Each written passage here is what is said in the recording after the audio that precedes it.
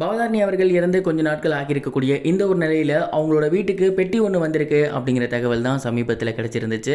அது என்ன அப்படிங்கிற கம்ப்ளீட் டீட்டெயில் தான் இந்த ஒரு வீடியோவில் நம்ம பார்க்க போகிறோம். பவதாரணி அவர்களுக்கு கேன்சர் வந்து அதனால தான் அவங்க இறந்து போயிருந்தாங்க அப்படிங்கிறது நமக்கு நல்லாவே தெரியும். அவங்களுக்கு கேன்சர் இருக்குது அப்படிங்கிறதே கடைசி கட்டத்தில் தான் கண்டுபிடிச்சிருந்தாங்க.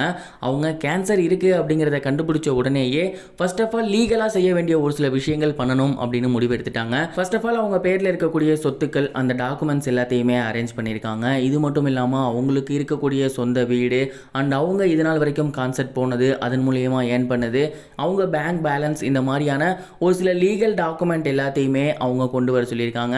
அது எல்லாத்தையுமே என்னோட இறப்புக்கு பின்னாடி எங்கள் அப்பாவோட குடும்பத்துக்கிட்ட போயிட்டு சேரணும் அப்படிங்கிற மாதிரியும் அவங்க கண்டிஷன் வச்சுருந்துருக்காங்க. அதற்கு பிறகு அவங்க வந்து சபரி, அதாவது அவங்க ஹஸ்பண்ட் இருக்கார் இல்லையா, அவங்க கிட்ட பேசிப்பாங்க அப்படிங்கிற மாதிரியும் அவங்க சொல்லியிருக்காங்க. அதன் பேரில் அவங்க இது நாள் வரைக்கும் சம்பாதிச்சிருந்த சொத்துக்கள் அந்த லீகல் டாக்குமெண்ட்ஸ் எல்லாத்தையுமே அவங்களோட இறப்புக்கு பின்னர் ஒரு 10 நாள் கழிச்சு அவங்க வீட்டுக்கு போகணும்னு சொல்லியிருக்காங்க. அந்த ஒரு டாக்குமெண்ட் சம்மந்தப்பட்ட பெட்டிகள் தான் இப்போ பவதாரணி அவங்களோட வீட்டுக்கு வந்திருக்கு. அந்த ஒரு பெட்டியை அவங்களோட ஹஸ்பண்ட் சபரி அவர்கள் அவங்க ஒய்ஃபோட விஷ் படி நேராக இளையராஜா சாரோட ஃபேமிலிக்கிட்டே போயிட்டு ஒப்படைச்சிருந்திருக்காரு அப்படிங்கிறதும் தெரிய வந்திருக்கு. இந்த ஒரு விஷயம் தான் இப்போ சோசியல் மீடியாவில் ரொம்பவே வைரலாக போய்கிட்டு இருந்துச்சு. இதே போல் பவதாரணியை பற்றின இன்னொரு நியூஸுமே பயங்கர வைரலாக போகுது. அது இளையராஜா சார் குரூப்பில் இருக்கக்கூடிய வயலனிஸ்ட் சமீபத்தில் அவங்கள பற்றி ஷேர் பண்ணியிருந்தது தான். குறிப்பாக அவர் என்ன சொல்லியிருந்தாருன்னா, பவதாரணி அவர்கள் ஒரு குழந்தை அப்படின்னு தான் சொல்லணும். சின்ன வயசுலேருந்து இப்போ வரைக்கும் நான் அவங்கள பார்த்துக்கிட்டு இருந்திருக்கேன்.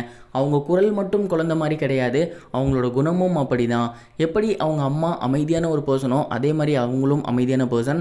ஆனால் இசையில் அவங்க அப்பாவுக்கு இருக்கக்கூடிய ஒரு ஞானம் அப்படியே பவதாரணிக்கு இருக்குது அப்படிங்கிறத நான் நேரில் பார்த்துருக்கேன். அவங்க இசையமைச்சு அதுக்கு பேக்ரவுண்டில் நான் ஒர்க் பண்ணியிருக்கேன்.